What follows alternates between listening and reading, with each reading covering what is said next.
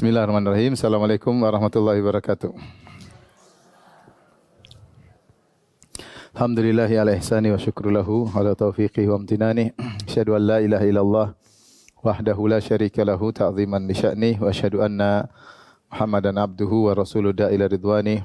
Allahumma shalli alaihi wa ala alihi wa ashabihi wa ikhwani. Ibu-ibu yang dirahmati Allah Subhanahu wa taala, kita lanjutkan pada part 2 tentang manusia terbaik. Insyaallah kita ada bagian ketiga khusus tentang wanita terbaik.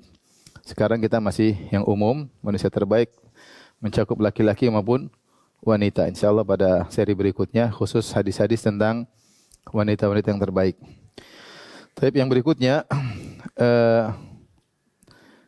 dalam satu hadis menunjukkan bahwasanya manusia terbaik atau hamba Allah yang terbaik adalah hamba yang tawadhu, yang jauh dari kesombongan, yang tidak merendahkan orang lain, menghargai orang lain, dan tidak ada keangkuhan sama sekali dalam hatinya.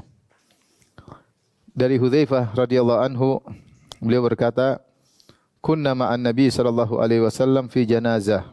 Suatu hari kami bersama Nabi dalam jenazah, itu ada yang mau dikubur. Faqala, "Ala ukhbirukum bi syarri ibadillah." Maukah aku kabarkan kepada kalian tentang hamba Allah yang terburuk?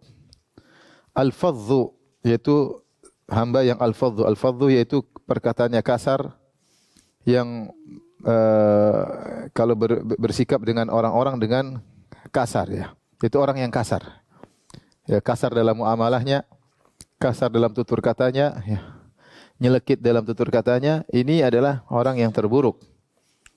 Kemudian al-mustakbir, yang sombong. Jadi sudah kata-katanya buruk dan dia sombong, ya.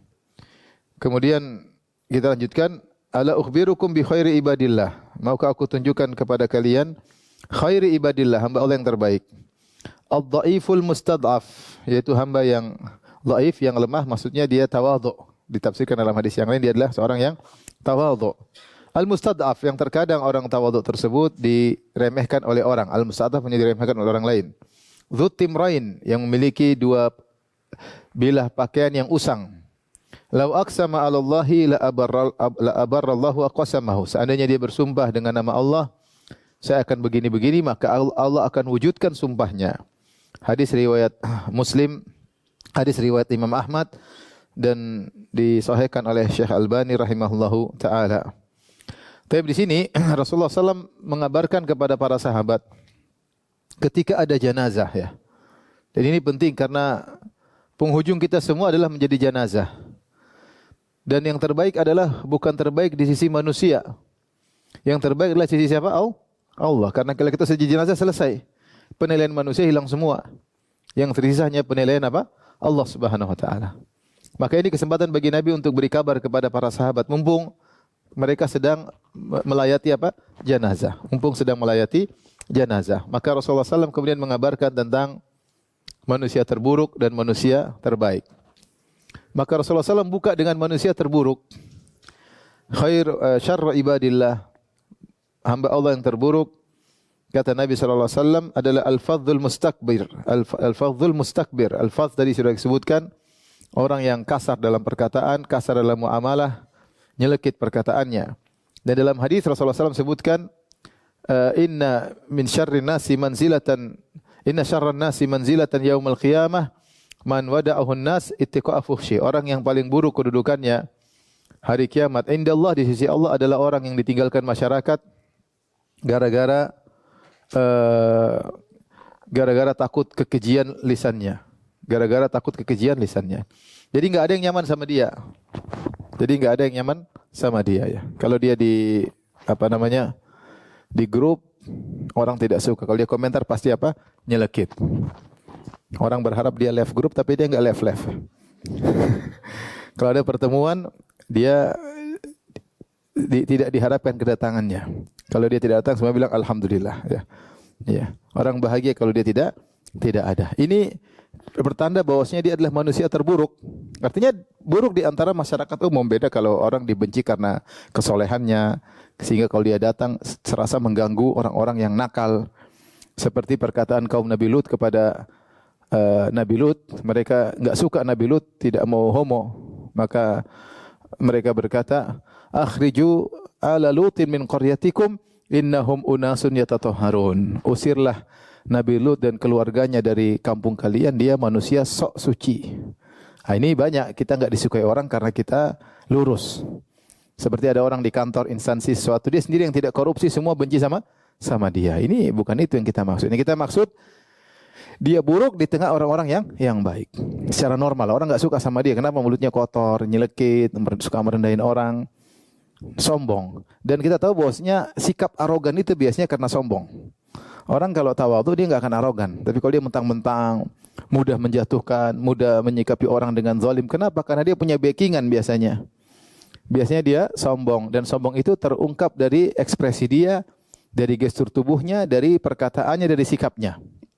Makanya Allah Subhanahu wa taala sering sebutkan dalam Al-Qur'an tentang aplikasi dari kesombongan. Seperti kata Allah, "Wala tusair khaddaka linnas." Janganlah kalian malingkan wajahmu ketika berbicara dengan manusia. Karena berbicara sambil nengok ke kiri, karena itu berarti tidak menghormati orang di depannya. Ya.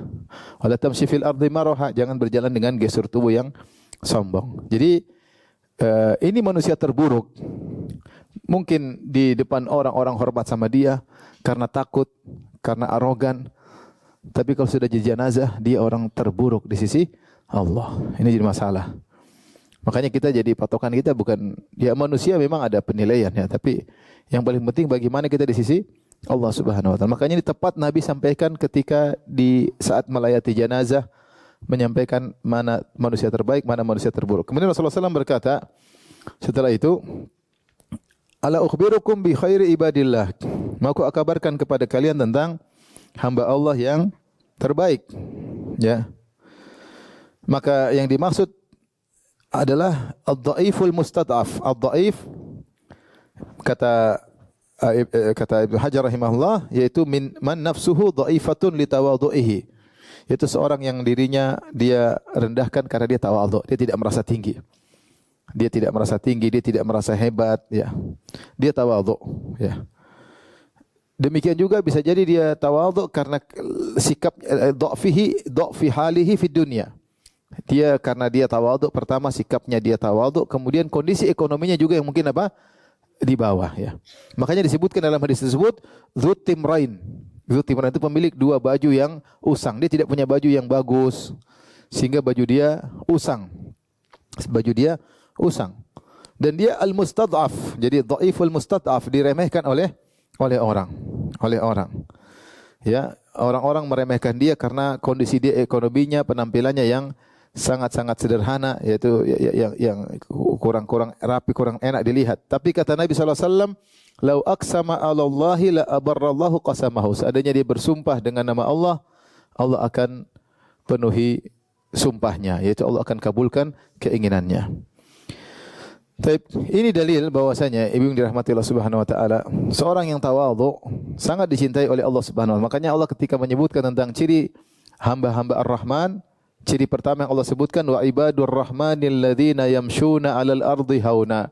Hamba-hamba Allah, hamba-hamba Ar-Rahman, yaitu para penghuni surga yang ketika berjalan di atas muka bumi mereka berjalan hauna, dengan merendahkan diri. Maka kalau kita ada gestur cara jalan kita sombong, hati-hati, biasanya itu dari hati sehingga teraplikasi dalam cara jalan. Miring kanan, miring kiri, keren. Oh, pokoknya penampilan lah ibu-ibu kalau udah sombong kelihatan banget ya. Gaya inilah, gaya bajunya lah, gaya kacamatanya lah, gaya tasnya lah, model macam-macam. Kelihatan ini mau pamer lah. Terus gaya bicara, berbicara sama orang, menghargai atau tidak, meremehkan. Orang tahu lah ini seorang suka meremehkan, ini sombong. Gak mungkin dia meremehkan kecuali dia merasa dirinya apa? Tinggi. Hati-hati. Tapi orang yang dicintai Allah orang tawadhu. Dan orang paling tawadhu Rasulullah sallallahu alaihi wasallam. Rasulullah SAW ketika menaklukkan kota Mekah, harusnya saatnya dia bangga-banggain karena 8 tahun lalu dia diusir. Sekarang dia balik menyerang bawa 10.000 pasukan, harusnya dia, tapi ternyata dia tundukkan kepalanya sampai jenggotnya hampir mengenai pelana ontanya. Tidak gagah-gagahan, tapi dia merasa ini semua dari siapa? Allah Subhanahu wa taala. Ya. Dari sini kita dapati, ya, bahkan dalam sebagai riwayat disebutkan secara mauquf, ada seorang yang sangat dicintai oleh Allah karena tawadhu'nya. Dia minta dunia, Allah tidak kasih. Tapi kalau dia minta surga, Allah langsung kasih. Karena Allah tahu dunia itu tidak pantas buat dia. Dia minta dunia, Allah enggak kasih. Allah tahu kalau dikasih dunia dia bisa bisa berubah. Tapi kalau dia minta surga, Allah langsung apa? Kasih.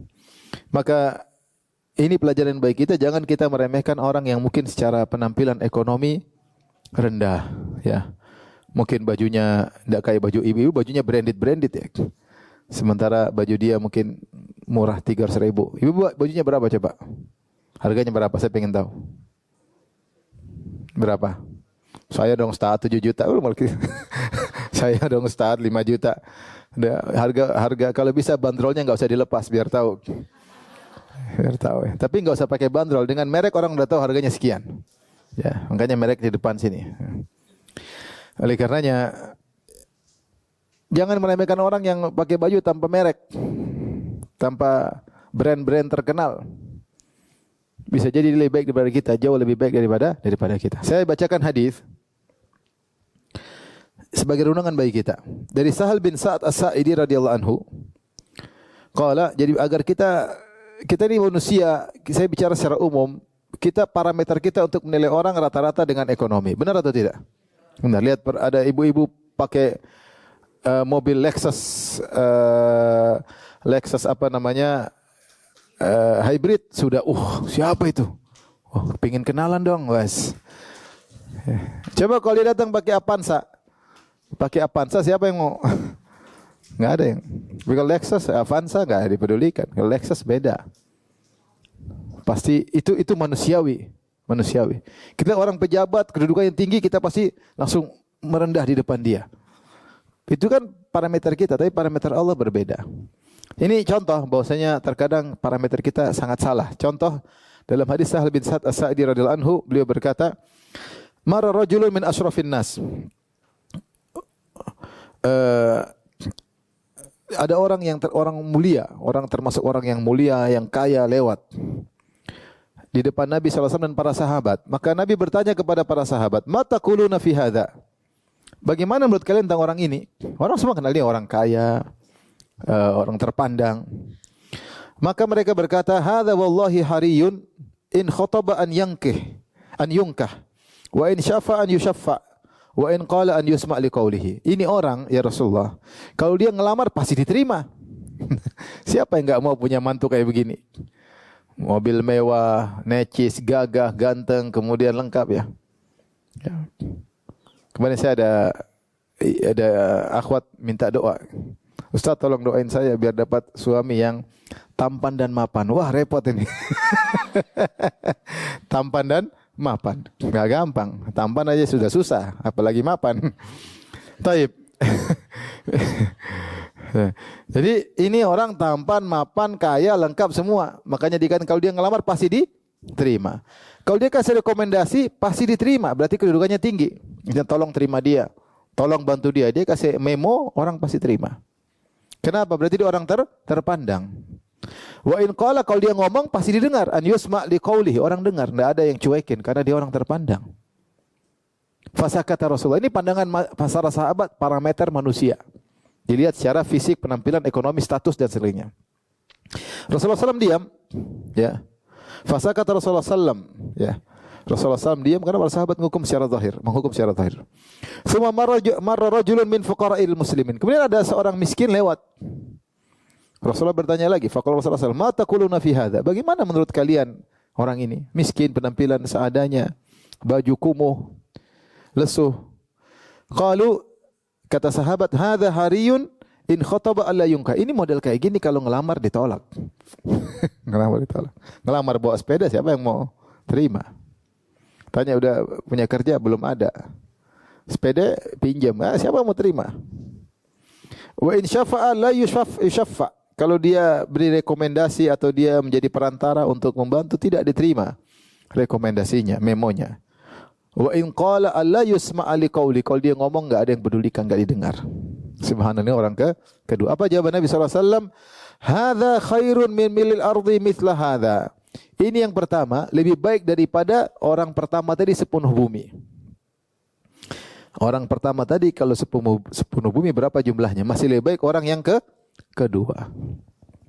Ini dalil bahwasanya kedudukan seorang di mata Allah, di sisi Allah, tidak mesti sama dengan apa yang diperkirakan oleh kita. Kita ini pasti barometernya adalah duniawi. Makanya di akhirat Allah berfirman, dalam Al-Qur'an Allah berfirman, "Idza waqa'atil waqi'ah laisa liwaqa'atiha kadhibah khafidhatur rafi'ah." Jika tiba hari kiamat tidak ada yang bisa menolak terjadi hari kiamat. Khafidhatur rafi'ah, maka hari kiamat akan merendahkan dan akan mengangkat. Maksudnya apa? Akan mengungkap hakikat seseorang. Di dunia orang menyangka dia orang hebat, ternyata di akhirat rendah, hina sehina-hinanya. Dan ada orang di dunia dia sangka rendah, ternyata dia tinggi-tingginya di sisi Allah Subhanahu wa taala. Maka sekali-sekali ibu-ibu, jangan sampai sekali-sekali ibu-ibu meremehkan orang. Ibu enggak tahu. Bahkan pembantu di rumah jangan diremehkan. Kita enggak tahu. Dari rumah kita remehkan, ternyata dia hasil gajinya semua dikirim ke orang tuanya, dia bantu kakaknya, dia bantu adiknya. Ya kita bos oke, tapi jangan, kita enggak tahu kalau kita sama-sama mati, kita dan membantu, siapa yang kedudukan lebih tinggi? Si Allah, enggak ada yang jamin. Emang ibu tahu kalau ibu mati sama dia mati, ibu lebih tinggi surganya? Ya kalau masuk surga. Maka karena itu jangan pernah meremehkan. Karena bisa jadi orang kita lihat lemah di depan kita, enggak bisa apa-apa, ternyata sangat mulia di sisi Allah Subhanahu wa taala. Maka ini perlu kita waspadai. Kalau timbul dalam diri kita merasa tinggi, sombong, jangan. Meskipun itu anak buah kita, pembantu kita, supir kita, jangan kita merasa tinggi. Kita hanya tugas, ya kita bos, di anak buah kita gaji, kita perintah. Adapun hakikat di sisi Allah yang tahu hanyalah siapa? Allah Subhanahu wa taala. Sebagai contoh, siapa lagi?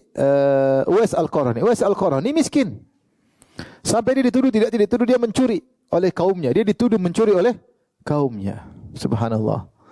Ternyata dia sangat mulia di sisi Allah Subhanahu wa taala.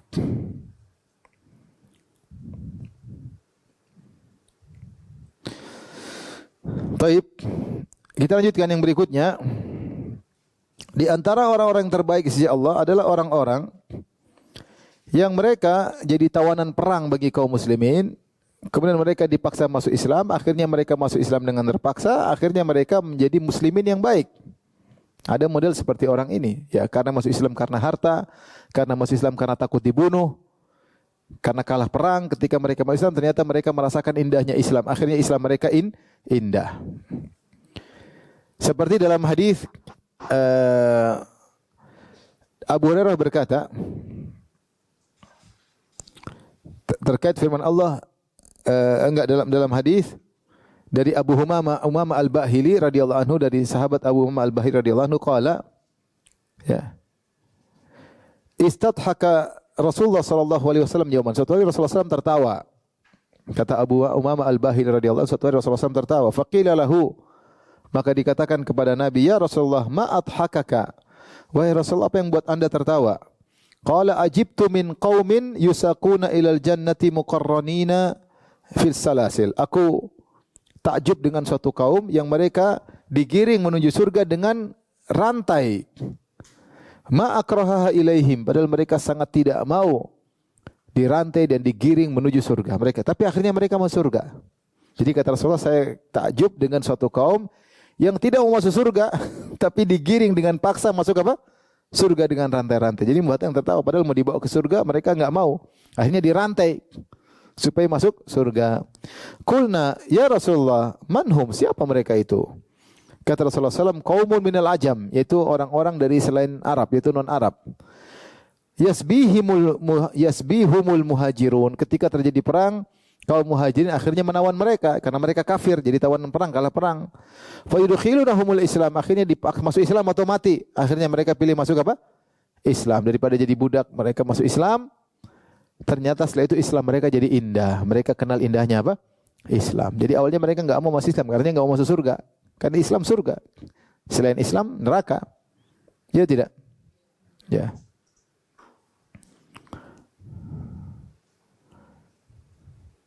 Orang bilang jangan bilang muslim kafir, bilangnya apa? Muslim non muslim, ya. Ya. Jadi bilang surga non surga. Non surga berarti apa? Ibu-ibu? Neraka, podo wae.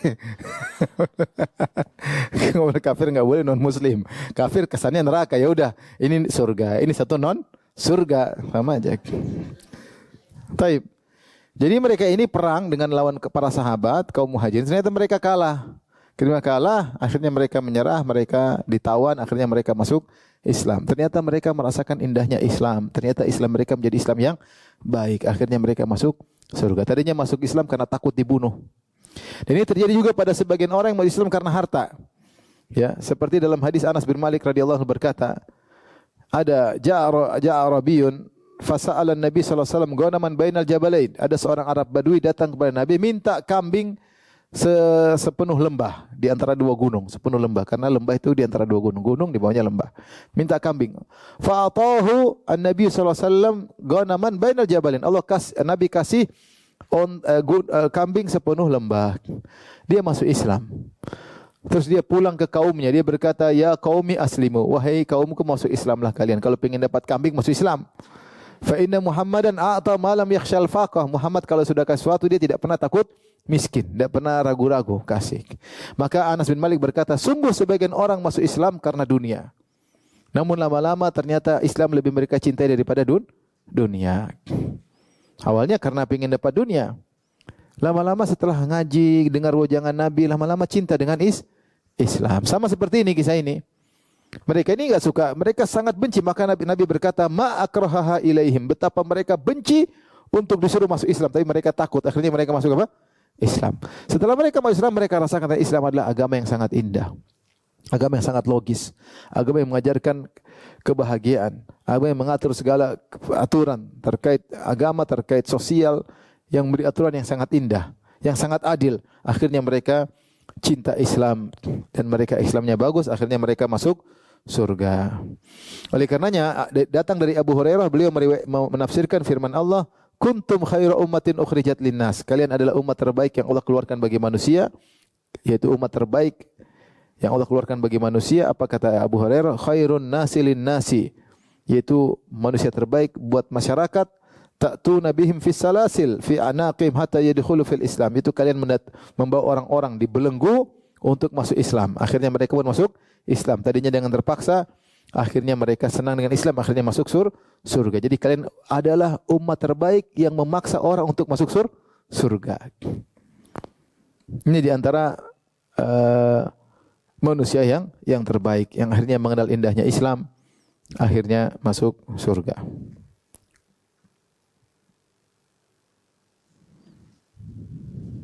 Jadi kalau orang masuk Islam, kita suruh, mungkin dia masuk Islam, ya masuk aja dulu, kenali dulu. Dia mau tanya macam udah kamu masuk Islam dulu aja. Nanti belajar sedikit demi apa? Demi sedikit ya. Sedikit demi sedikit. Kadang-kadang orang masuk Islam modelnya macam-macam ya. Ada yang masuk Islam, Ustaz, saya mau masuk Islam. Dengan Ustaz, ya udah. Saya enggak biasa ngomong ini, enggak ungkap. Saya mau video pribadi saat kenang-kenangan. Dia masuk Islam, kemudian dia shooting apa? Dirinya kena masuk Islam. Kalau orang masuk Islam kita enggak boleh tunda, biarin dia masuk apa? Islam. Jangan bilang nanti, jangan bilang besok. Belum tentu dia hidup sampai besok. Jangan, enggak boleh. Bahkan ini dosa besar. Sebenarnya mengatakan ada orang masuk Islam kita tunda, dosa besar, enggak boleh. Karena bisa jadi dia berubah niatnya. Kok susah sekali masuk Islam. Ya. Pernah terjadi di saya pernah diceritakan guru saya di Afrika kalau nggak salah, ada orang nyatakan Islam, kata syekhnya, dia lagi nanti habis sholat baru, begitu habis sholat itu orang kena tembak, jadi dia belum sholat, tapi insya Allah dia dinyatakan masuk Islam, tapi secara zahir dia tetap dikubur di kuburan orang musyrik, karena dia belum mengucapkan apa? Syahadatain. Ya udah, kalau masuk Islam biarin aja masuk Islam. Nanti bahkan kalau dia masuk Islam karena ragu-ragu, biar masuk Islam aja. Nanti dia belajar. Dia belajar ya. Kadang-kadang saya juga risik. Ada yang pernah bawa bule perempuan, enggak pakai jilbab, menyebut Islam. Aduh, saya bilang sama orang juga, ya udah, segera yang penting masuk Islam. Bule lagi. Mending kalau bule potan. Maksudnya saya terganggu, cuma ya udah enggak bisa ditunda. Ya udah masih Islam, masih belajar. Masih belajar ya. Entah dia masih ragu-ragu, masih Islam aja. Nanti lama-lama dia ikut pengajian, dia tahu indahnya apa? Islam. Ya, masih bisa Islam. Lihat seperti mereka ini. Ada yang masuk Islam karena harta, kemudian akhirnya Islam dia cinta daripada harta, bahkan dia akhirnya berkorban harta. Ada orang masuk Islam karena takut dibunuh, akhirnya dia masuk Islam, akhirnya dia malah berjuang, berjihad di jalan Allah Subhanahu wa taala. Islam itu kalau sudah masuk tidak bisa ada yang tolak. Karena indahnya Islam. Taib. Hadis berikutnya tentang manusia terbaik, Rasulullah SAW bersabda, Inna afdala ibadillahi yaumal qiyamah al-hammadun. Sungguhnya hamba-hamba Allah yang terbaik pada hari kiamat adalah al-hammadun, yang suka memuji Allah Subhanahu wa taala. Di antara kalau ingin menjadi hamba terbaik baru akan terlihat pada hari kiamat kelak orang yang suka memuji Allah Subhanahu wa taala. Oleh karenanya kita seringlah mengucapkan alhamdulillah. Kita sering alhamdulillah, alhamdulillah. Kita memuji nama Allah dengan menyebut nama Allah, subhanallah, alhamdulillah, wala ilaha illallah akbar. La haula wala quwata illa billah. Sering memuji Allah Subhanahu wa taala, baik mensyukuri nikmatnya maupun dengan menyebut nama-namanya, menyebut nama-nama Allah. Ya. Oleh karenanya seringlah memuji Allah Subhanahu wa taala, dan Allah dipuji dalam banyak hal. Allah dipuji pertama karena nikmat-nikmat yang Allah berikan kepada kita banyak sekali. Kita mengharuskan kita banyak memuji Allah. Kita alhamdulillah, alhamdulillah, alhamdulillah. Makanya ibu-ibu kalau habis salat renungi zikir tersebut. Jangan buru-buru pergi dari tempat salat. Zikir baik-baik subhanallah. Jangan dulu buka HP. Karena sebagian ibu-ibu assalamualaikum, assalamualaikum langsung ting-tong lihat apa? HP. Enggak. Dan selesaikan zikir dulu. HP belakangan, ya. Kalau enggak matikan HP dulu biar enggak terganggu, tergoda untuk lihat HP. Zikir subhanallah, alhamdulillah, alhamdulillah, alhamdulillah. Segala puji bagi Allah atas nikmat yang Allah berikan kepada kita. Terlalu banyak nikmat. Lihatlah sekeliling kita. Negeri-negeri Islam yang lainnya berat mereka menghadapi kehidupan dunia mereka. Orang sekeliling kita masih banyak yang susah. Masih banyak yang belum tentu makan bisa 3 kali sehari. Masih banyak yang mengais-ngais sampah. Jakarta aja masih banyak. Ya, ada orang bawa gerobak, anaknya dalam gerobak, kehujanan. Kasihan kita lihat. Maksudnya kita masih alhamdulillah ya. Kita muji Allah juga karena nama-nama Allah yang terindah. Allah terpuji dengan sifat-sifatnya. Makanya seorang belajar tentang sifat-sifat Allah, nama-nama Allah, sehingga dia memuji Allah Subhanahu wa taala. Bahkan kita memuji Allah ketika kita terkena musibah. Kita bilang alhamdulillah ala kulli hal. Segala puji bagi Allah atas segala setiap. Karena di balik musibah itu pasti ada hikmah. Minimal menghapuskan dosa-dosa kita dan mengangkat derajat. Kita muji Allah di balik ini ada hikmah yang kita tidak tahu. Ya, makanya ketika ada seorang anaknya meninggal, dicabut nyawanya oleh malaikat, Allah bertanya kepada para malaikat, qabattum walada abdi, kalian telah mencabut nyawa putra hambaku. Kata malaikat, iya Rabb. Qabattum thamarata fuadihi, kalian mencabut nyawa buah hatinya. Kata malaikat, iya ya Rabb. Madza qala abdi, apa yang dikatakan hambaku ketika kalian ambil anaknya? Hamidaka wastarja, hambamu berkata alhamdulillah, inna lillahi wa inna ilaihi raji'un. Tapi dia bilang alhamdulillah. Kata Allah, ubnuli abdi baitan fil jannah sammu wa sammuhu bi baitil hamdi. Bangun bagi hambaku tersebut istana di surga dan namakan dengan istana pujian. Kenapa dia muji Allah tatkala terkena musibah? Makanya kalau kita terkena musibah kita bilang alhamdulillah ala kulli hal. Maksudnya apa? Agar kita mengkokohkan hati kita di balik ini pasti ada hikmah yang tidak kita ketahui. Pasti ada hikmah yang tidak kita ketahui. Alhamdulillah ala kulli hal. Rasulullah demikian kalau ditimpa dengan hal yang zahirnya musibah, Rasulullah bilang alhamdulillah ala kulli hal. Dan kita muji Allah dalam segala keputusan Allah. Ya. Makanya ketika Allah membinasakan orang-orang zalim, faquti adabirul ladzina zalamu faquti adabirul qaumil ladzina zalamu walhamdulillahi rabbil alamin.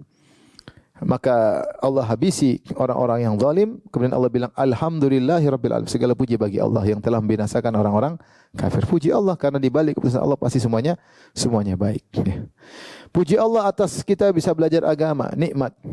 Allah turunkan Al-Quran, Allah mengatakan alhamdulillahilladzi anzala ala abdil kitaba wa lam yaj'al li wajha wa lam yaj'al lahu iwaja. Segala puji bagi Allah menurunkan Al-Quran dan tidak pada hambanya Muhammad dan tidak menjadikan Al-Quran tersebut ada kebengkokan. Jadi banyak hal kita memuji Allah. Oleh karenanya salah kalau orang menyangka pujian itu hanya atas nikmat, itu enggak benar. Jadi hanya muji Allah kalau alhamdulillah itu banyak maknanya. Segala puji bagi Allah dan kita puji Allah dalam banyak sisi. Keputusannya pasti terbaik. Musibah juga kita muji Allah Subhanahu wa taala karena pasti ada hikmahnya atas nikmat-nikmat Allah. Kita puji Allah atas sifat-sifatnya yang termulia, nama-nama yang terindah. Jadi banyak sisi kita memuji Allah Subhanahu wa taala. Maka seorang senantiasa membaca lisan alhamdulillah, alhamdulillah, alhamdulillah, alhamdulillah. Karena di antara hamba Allah yang terbaik pada hari kiamat kelak adalah al-hammadun, orang yang senantiasa memuji Allah Subhanahu wa taala. Tetapi demikian kata Allah, innal insana li rabbih lakanud. Manusia itu suka berkeluh kesah. Suka berkeluh kesah. Lakanud, berkeluh kesah. Apa kata Hasan al-Basri rahimahullah? Yansa ni'am wa yadhkurul masaib. Yang dia ingat musibah-musibah dan dia lupa nikmat-nikmat Allah. Ngeluh terus. Dia lupa selama ini dapat kenikmatan. Dia sakit misalnya, sakit kakinya atau sakit apanya, baru 3 bulan sakit. Dia lupa puluhan tahun dia sehat. Dia lupa nikmat-nikmat tersebut. Baru sekali dapat kesulitan ekonomi, udah ngeluh gimana sih? Padahal selama ini dia dalam kondisi apa? Nyaman. Lupa dengan nikmat-nikmat yang selama ini Allah berikan. Itu sifat manusia, yang dia ingat adalah keburukan-keburukan. Makanya disebutkan ada seorang ketika dia merasa payah, merasa down karena banyak musibah, maka datang gurunya, dia berkata, coba kau list apa musibah yang kau alami. 1, 2, apa yang kau tidak sukai? 3, 4, 5, taruhlah 20. Terus coba list nikmat yang kau rasakan, yang enggak ada bandingannya. Ya, coba ibu-ibu di list yang enggak suka apa hari ini, coba. 1, diomelin suami, ada enggak? Ya, kalau suami ngomelin kan sekali-sekali. Coba bandingkan omelan istri kan. Kalau omelan suami sekali-sekali. Tapi senyuman suami lebih banyak daripada omelan apa? Suami. Ya, apa pegelino sekali. Dulu masih muda enggak pernah pegelino. Apa sih? Jadi kita tuh dikit, itu pun pasti karena kebaikan untuk kita, ngurangi dosa, nambah derajat, ngerem kita. Kalau orang kan Ibnu Qayyim mengatakan betapa sering Allah bawa nikmat dalam bentuk musibah. Seandainya kalau enggak dikasih musibah, mungkin kita sombong, angkuh, mentang-mentang, lupa diri, lupa daratan, lupa lautan, enggak ingat akhirat, malas beribadah. Juga kasih musibah, ingat sama Allah. Kasih musibah, sombongnya hilang. Dikasih musibah, mentang-mentangnya hilang. Manusia lemah. Ya, mudah sekali ujub, mudah kali sombong. Saya bilang kalau sama pedagang, ada pedagang selalu sukses, enggak pernah rugi. Sombong enggak? Sombong pasti. Lemah, makanya kasih rugi biar dia tahu. Demikianlah manusia ini diobati oleh Allah dengan dikasih musibah. Kalau enggak dikasih musibah, dia bakalan sombong dan angkuh, mentang-mentang, dan penyakit banyak akan menimpanya. Minimal mengurangi dosanya, mengangkat apa? Derajat. Oleh karenanya sering-seringlah memuji Allah dalam segala kondisi. Lagi sakit, alhamdulillah, dosa diampuni, alhamdulillah. Lagi sakit, alhamdulillah, mudah-mudahan sebagai peninggi apa? Derajat. Rasulullah ingatkan, tahur insyaallah. Kalau orang sakit tahur, mudah-mudahan penghapus dosa-dosa. Kita jenguk orang, kita bilang tahur insyaallah. Semoga pensuci apa? Dosa-dosa, ya. Rasulullah mengatakan kepada seorang wanita yang sedang mencela demam, kata dia, la tasubbil humma. Jangan kau cela demam, fa innaha tuthibu khataaya bani Adam kama yuthibul kir khabathal hadid. Sungguhnya demam itu menghilangkan dosa-dosa sebagaimana alat pandai besi demam menghilangkan dosa-dosa sebagaimana alat pandai besi menghilangkan karatan besi. Kita ini karatan di hati banyak, dosa ini mengkarat di darah kita banyak. Maka dengan demam, sakit, encok, pegelino, diomelin suami, utang gak lunas-lunas, ini semua insyaallah penghapusan apa? Dosa. Air mata yang kita keluarkan di malam hari insyaallah menggugurkan apa? Dosa-dosa. Kalau enggak dikasih musibah enggak pernah salat malam. Manusia seperti itu. Kalau saya zona nyaman, lupa sama pemberi kenyamanan. Kalau di zona nyaman, lupa kepada pemberi kenyamanan, Allah Subhanahu wa taala. Makanya Allah kasih sentilan-sentilan, teguran-teguran agar kita ingat. Sehingga hendaknya kita memuji Allah dalam segala hal.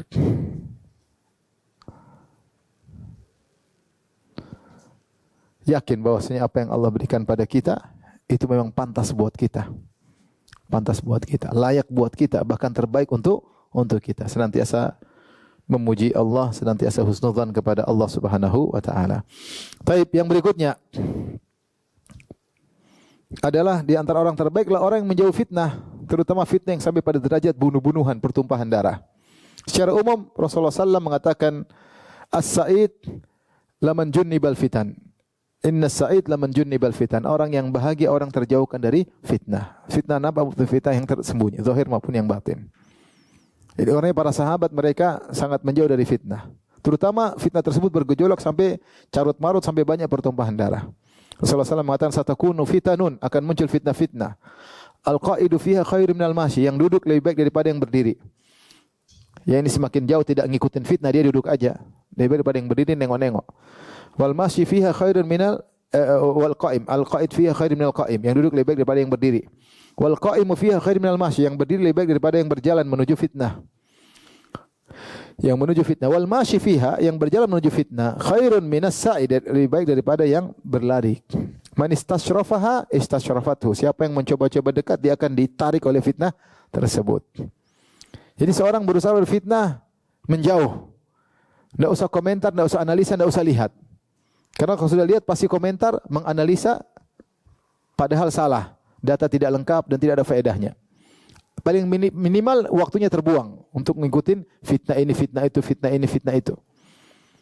Apalagi fitnah sampai bisa menimbulkan pertumpahan darah.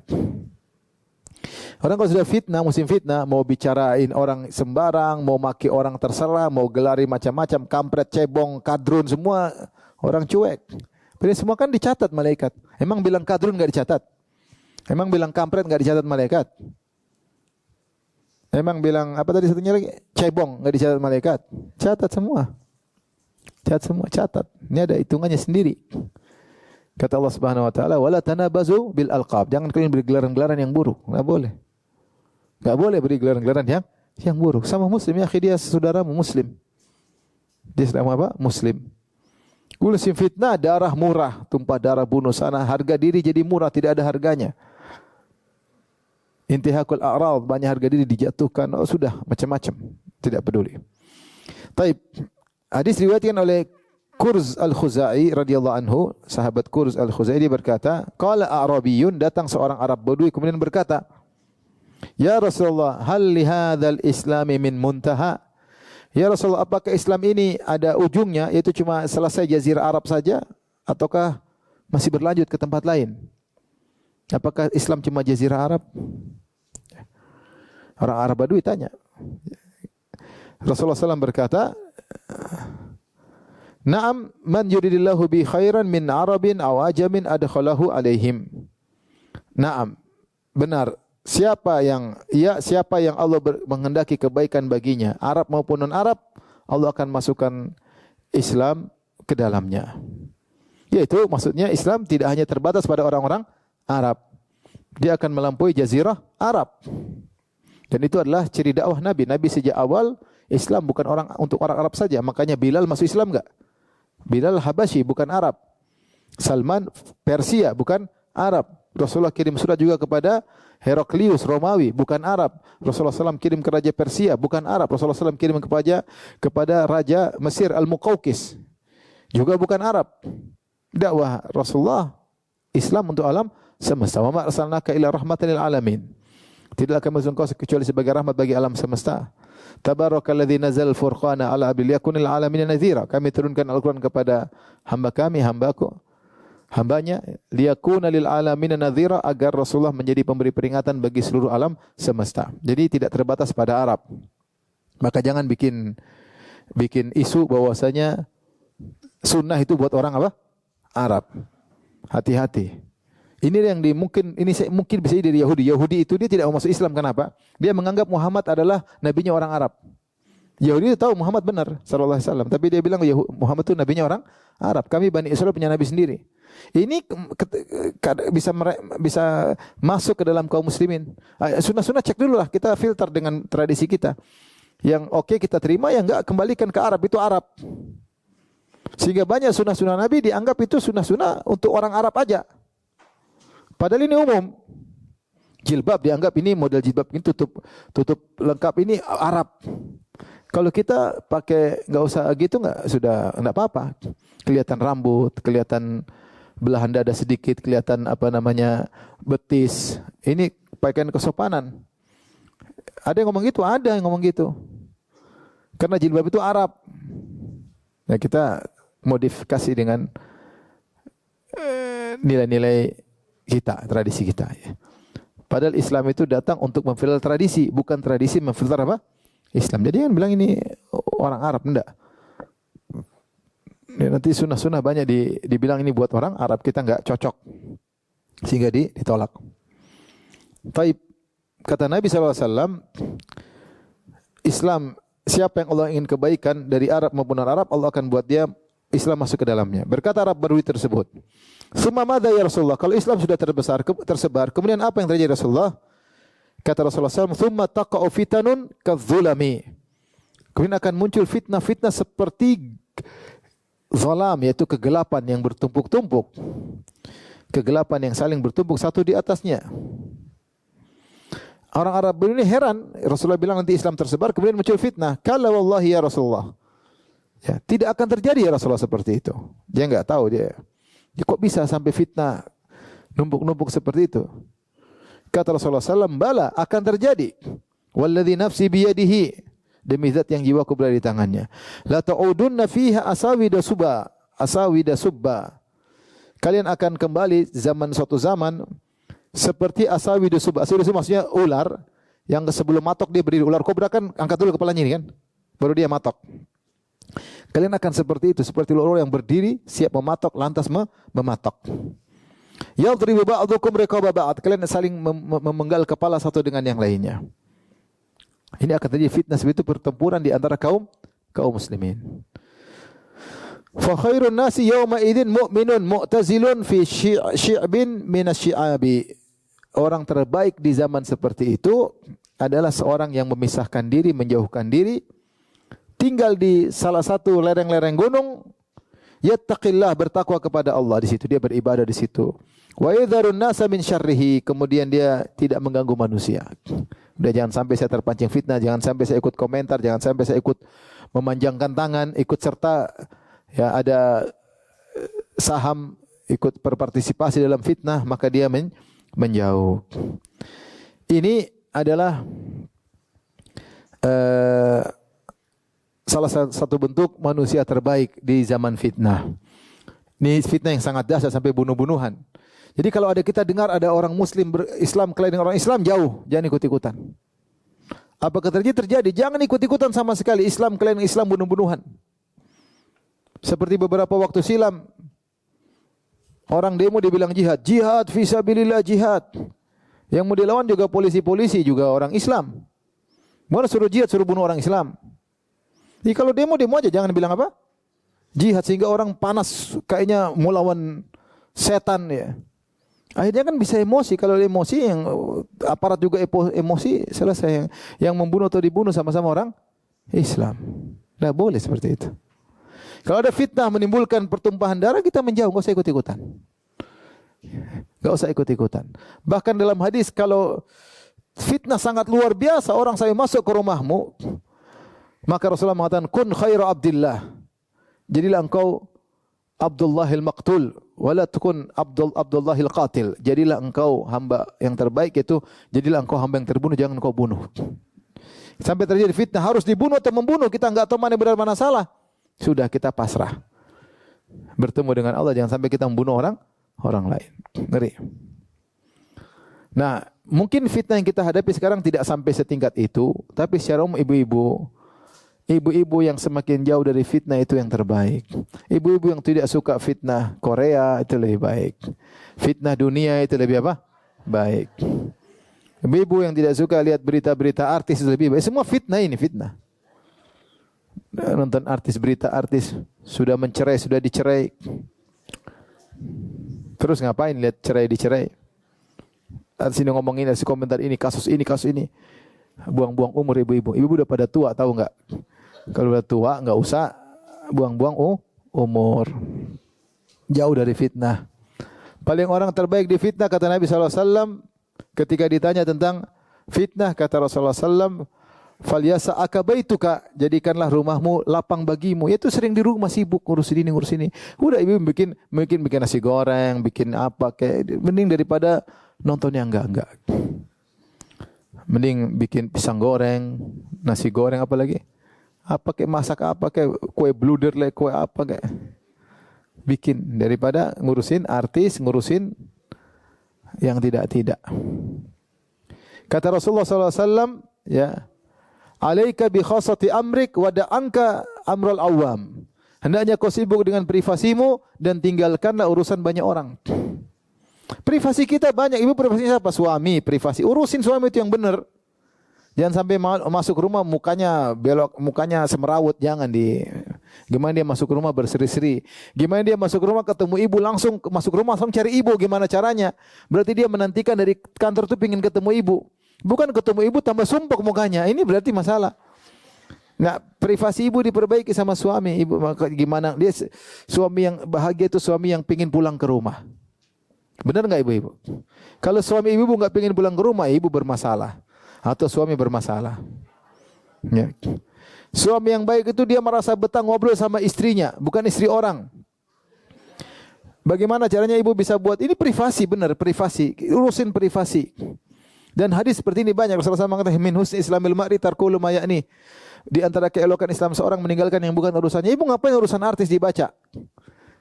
Ini gini, ada gini ngapain? Artis dicerai, artis kawin, cerai lagi, ngapain urusin kawin cerai. Ya. Sibuk, ribut.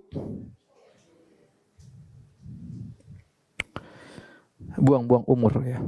Buang umur.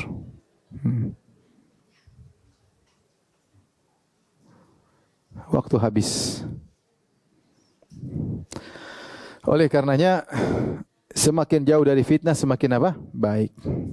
Kata Rasulullah SAW, mau cari bahagia, as-sa'idu, orang yang bahagia, laman junnibal fitan, yang terjauhkan dari fitnah. Ibu coba berhenti medsos, ibu benar ibu bahagia. Nasihat saya benar. Berhenti medsos. Ibu di rumah baca Quran, ngurusin suami, ngurusin anak, silaturahmi, telepon kakak, telepon adik. Kita punya waktu lapang. Tapi kalau sudah ketagihan nonton film Korea, aduh sudah selesai. Seri 1, seri 2, seri 1. Nangis, bukan baca Quran, nangis nonton film Korea. Saya sering sampaikan dulu ada siapa heboh tuh, ada seorang enggak tahu nih artis apa sama siapa gitu, suaminya mati, pada ibu pada menangis. Suami orang mati dia yang menangis. Suaminya datang dia omelin. Suami orang dia urus privasi. Suami diurus anak butuh perhatian, anak butuh kasih sayang. Sekarang zaman, saya tadi baru ngobrol sama teman-teman, sekarang zaman Gen Z bahaya. Gen Z anak-anak jauh dari orang tua, tidak pernah belajar pakai sopan santun sama orang tua. Rasa pekanya hilang dan itu berefek dalam kantor-kantor, instansi-instansi. Anak-anak sekarang kasihan mereka karena lebih banyak interaksi dengan medsos daripada makhluk hidup, daripada alam nyata. Sehingga namanya akhlak, pekeu itu kan harus ditransfer secara langsung. Sementara dia nonton, sehingga enggak ada peka, enggak malu. Ini. Kalau kita enggak dekat sama anak itu hilang semua. Tapi kalau kita dekat, kita arahin. Jadi itu adalah tanggung jawab kita hari kiamat. Jangan anak-anak biarkan mereka rusak dengan apa? Gadget. Peluk mereka, ngobrol dengan mereka, safar dengan mereka, dekat dengan mereka, ya, dengar curhatan mereka. Ya. Anak-anak, subhanallah, memang kadang-kadang, saya kemarin ketemu anak saya, satu SMP perempuan. Ini sekedar cerita aja. Ada apa? Ada yang mau diceritain? Ada Bi. Kemarin Bi ada teman saya Bi, dia sebut namanya. Dia ngomong di teman di kelas-kelas, saya baru beli skincare loh, harganya sekian. Saya tahu Bi dia bohong Bi, karena itu harganya enggak segitu. Maka saya bilang, enggak benar, harganya bukan segitu. Harganya lebih murah.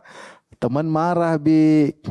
Saya dilaporin ke tantenya. Gimana? Saya bilang kamu salah. Nah itu cuekin aja. Kenapa kamu komentari? Dia tersinggung lah. Ketahuan ya. Ya tapi kan harus dikasih tahu. Ya ada waktunya nak. Tidak semua. Dia bikin masalah di sekolah.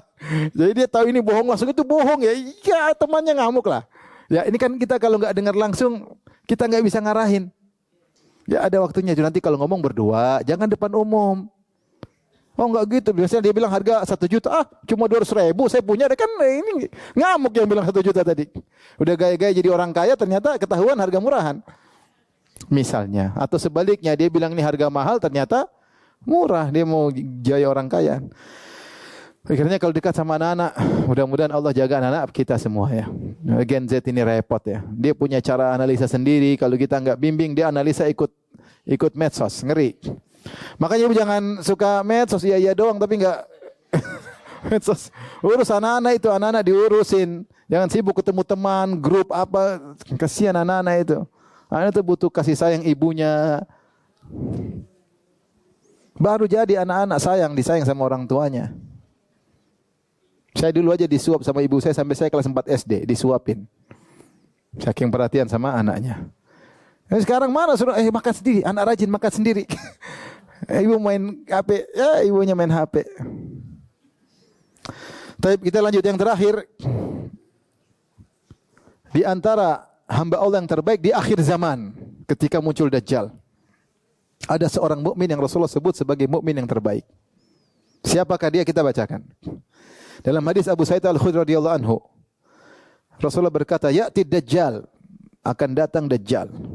Kita tahu Dajjal sifatnya a'war, buta sebelah, dia punya mata buta sebelah, matanya dua tapi satunya buta, satunya agak cacat. Tertulis di dahinya kafir. Orang mukmin bisa baca. Dia pendusta dan dia mengaku sebagai Tuhan. Dan dia punya kesaktian. Dia bisa mengatakan kepada langit, ya sama amtiri, langit yang kering bisa turun hujan. Bisa berkatakan kepada bumi, Allah kasih ujian. Wa ya samu ambit wa ya ardu ambiti, wahai bumi tumbuhkan tumbuhan. Dan ini kalau jalan harta berjalan ikut dia. Kaya raya semua harta milik dia. Ini Dajjal. Sakti luar biasa. Ya'ti Dajjal ba'da sibah. Dia mampir suatu tempat sibah. Allati talil Madinah. Diletaknya di dekat kota Madinah. Ada yang mengatakan Gharb Syamali, yaitu timur tenggara selatan, barat daya Madinah. Ada yang mengatakan di Jurf, itu dekat Jami' Islamiyah belakangnya lagi, itu sebelah barat daya. Situ Dajjal, karena Dajjal enggak bisa masuk kota Madinah, dia nongkrong di situ, ya. Wa huwa muharramun alaihi an yadkhula niqabal Madinah, dan haram bagi Dajjal untuk masuk lorong-lorong Madinah. Ada malaikat yang jaga, dia enggak bisa masuk. Sehingga dia bermarkas di bagian utara bagian barat daya di kota Madinah. Heboh Dajjal muncul, heboh. Dan dia punya anak buah yang banyak, pegang senjata. Fa yakhruju ilai yauma idzin rajulun minal mu'minin. Maka ketika itu ada seorang dari penduduk Madinah keluar ketemu dia. Ini penduduk Madinah di akhir zaman. Wa huwa khairun nas, dia adalah orang terbaik di zaman itu, subhanallah. Au min khairin nas, atau di antara orang yang terbaik di zaman itu. Fatalqahu masalihud Dajjal, maka pasukan Dajjal ketemu yang bawa senjata. Ketemu dia, bodyguard Dajjal ketemu dia, dihadang. Fayaquluna lahu, maka mereka bodyguard Dajjal tanya sama dia, "Aina ta'mid? Kau mau ke mana?" Fayaqulu, "A'midu ila hadzal ladzi kharaj." Saya ingin ketemu dengan orang yang keluar ini, orang yang baru muncul ini. Fayaqulun lahu awama tu'minu bi rabbina, kau tidak beriman dengan Tuhan kita. Jadi mereka meyakini Dajjal Tuhan karena kesaktiannya. Sementara anak muda ini bilang bukan bilang saya mau ketemu Tuhan, saya mau ketemu orang yang muncul ini. Kan menghina. Ini siapa saya mau ketemu? Kamu tidak beriman dengan Tuhan kami. Fayaqulu ma bi rabbina khafa. Kata dia, Tuhan kita jelas enggak seperti itu. Buta sebelah, memang Tuhan buta sebelah. Ya. Fayaqulun uqtuluhu. Mereka bilang, "Ai bunuh dia." Fayaqulu ba'dhun li ba'dhin alaysa qad nahakum rabbukum an taqtul ahadan dunahu. Mereka saling ingat, enggak boleh kan Tuhan kita udah bilang, Dajjal maksudnya udah bilang, jangan bunuh kecuali dia yang bunuh. Kecuali dengan izin Dajjal. Kita belum minta izin bunuh dia. Qala fayantaliquna bi ila Dajjal. Akhirnya mereka tangkap dia bawa ke Dajjal. Ini pemuda terbaik di akhir zaman. Fa idza ra'ahul mu'min qala ya ayuhan nas. Ketika Dajjal lagi ceramah, mungkin lagi kumpul banyak orang, maka dia pun berceramah pemuda ini. Dia bilang, ya ayuhan nas, wahai manusia sekalian, hadza Dajjal ladzi dzakara Rasulullah sallallahu alaihi wasallam. Ini Dajjal yang Rasulullah pernah sebutin. Ini ilmu masih ada sama dia. Ketika itu ilmu tentang Dajjal sudah hilang. Dajjal kapan muncul? Ketika tidak ada orang khutbah di mimbar-mimbar, cerita Dajjal enggak ada lagi. Baru dia muncul. Tapi orang ini masih punya ilmu tentang Dajjal. Dia bilang, wahai manusia sekalian, ini Dajjal yang pernah Rasulullah sebutkan. Fayu'muru Dajjal bihi fayushabbahu. Maka Dajjal suruh ikat dia, belenggu dia. Fayaqulu khudhuhu fashujjuhu. Belenggu dia, pukulin dia. Ya, fayusa'u dhahruhu wa batnuhu darban. Maka dipukullah punggungnya, dipukullah perutnya. Ditanya, awama tu'minu bi, karena dia bongkar kartu. Orang ini bikin masalah. Dajjal lagi ceramah, dia bongkar kartu. Dia bilang, ya ini Dajjal, jangan lupa ini Dajjal yang Nabi bilang sama kita. Ini bahaya ini. Makanya Dajjal marah, khudhuhu, belenggu, pukul dia. Lukain wajahnya, dipukul semua. Setelah dipukul habis ditanya, awama tu'minu bi, kau tidak beriman aku kepadaku? Fayaqul, orang itu berkata, asyhadu, aku bersaksi. Annaka Dajjal, engkau Dajjal. Aku bersaksi annaka Dajjal alladhi haddatsana anka Rasulullah. Saya bersaksi engkaulah Dajjal yang Rasulullah pernah cerita tentang engkau. Hadithahu, Rasulullah pernah ceritakan hadis tentang engkau. Maka Dajjal pun semakin ngamuk. Kata Dajjal, ara'aitum in qataltu, dia ngomong sama orang-orang yang beriman sama dia. Ini orang tidak beriman sama saya. Bagaimana menurut kalian wahai hamba-hambaku atau rakyatku? In qataltu hadza tsumma ahyaitu, kalau saya bunuh orang ini, saya bunuh kemudian saya hidupkan lagi. Hal tasyukuna fil amri, apa kalian masih ragu saya ini Tuhan? Saya bunuh dia, saya hidupin lagi. Bagaimana? Kalian ragu saya Tuhan? Karena orang ini bikin syubhat. Orang ini bikin ini Dajjal, ini bukan Tuhan. Jadi orang ini berdakwah, akhirnya Dajjal marah. Maka akan timbul sedikit keraguan pada masyarakat. Maka Dajjal ingin menghilangkan syubhat tersebut, menghilangkan keraguan tersebut. Dia bilang, kalau saya bisa bunuh orang ini, kemudian saya hidupkan lagi, kalian masih ragu saya Tuhan? Fayaqulun, mereka berkata, la, kami enggak ragu lagi. Ayo, bunuh, hidupkan lagi. Fayu'maru bihi, maka diperintahkan didatangkan pemuda tersebut. Fayunsharu bil minshar min mafriqihi hatta yufarraqa baina rijlaihi. Digergajilah orang itu. Subhanallah. Ini pemuda Madinah luar biasa. Pemuda Madinah di akhir zaman masih kuat imannya. Sementara negara-negara lain sudah rusak, dia masih ada orang seperti ini di kota Madinah. Digergaji dari atas sampai bawah sampai terbelah kedua tubuhnya. Summa yamshi Dajjal bainal qit'atain, setelah dibelah Dajjal jalan di antara kedua belahan tubuhnya. Membuktikan dia benar-benar apa? Terbelah, mati. Summa yaqul kum, kemudian dia bilang bangkit. Fayastawi qa'iman, nempel lagi, ceret, hidup lagi. Hidup lagi. Orang mukmin ini, pemuda Madinah. Kemudian Dajjal tanya lagi sama dia. Nah, sekarang atu'minu bi, sekarang kau tahu saya Tuhan? Kata pemuda ini, wallahi masdadtu fika illa basira. Saya tambah yakin kau Dajjal. Karena Rasulullah saya kasih tahu, Dajjal sakti. Saya tambah yakin kau apa? Dajjal. Dajjal tambah marah. Kemudian dia berkata, ya ayuhan nas, innahu la yaf'alu ba'di bi ahadin minan nas. Dia tidak bisa lagi bikin kepada seorang pun seperti dia bikin sekarang. Fayakhudhu Dajjal liyadhbahahu. Maka Dajjal ambil dia, pingin sembelih dia. Fayuj'alu ma baina raqabati wa turquwatihi nuhasan. Tiba-tiba Allah bikin ada kayak tembaga sehingga Dajjal tidak bisa apa? Sembelih dia. Fala yastati'u ilaihi sabila. Dajjal tidak bisa menuduh dia. Allah bela dia. Fayakhudhu biyadaihi wa rijlaihi fayakdzibu bihi. Maka dia pun ambil, dia lempar orang ini, disangka lempar ke api. Fayahsabun nasa annama qadhafahu ilan nar. Dajjal nipu. Dia bawa api, ternyata itu surga. Dia bawa surga, ternyata apa? Api. Dajjal ambil dia karena tidak bisa disembelih. Dajjal lempar ke arah api. Maka orang-orang menyangka Dajjal lempar dia ke api. Wa innama ulqiya fil jannah. Ternyata dilempar ke surga. Kata Rasulullah SAW, fahadha a'zamun nasi syahadatan inda rabbil alamin. Inilah orang yang paling besar persaksiannya di sisi Allah Subhanahu wa taala. Ini pemuda terbaik yang akan muncul di akhir zaman. Taib, Ibu yang dirahmati Allah Subhanahu wa taala, kita selesai di pengajian kita. Insyaallah part 3 kita bahas tentang hadis-hadis khusus para wanita. Tapi demikian saja kajian kita. Wabillahi taufiq hidayah. Assalamualaikum warahmatullahi wabarakatuh.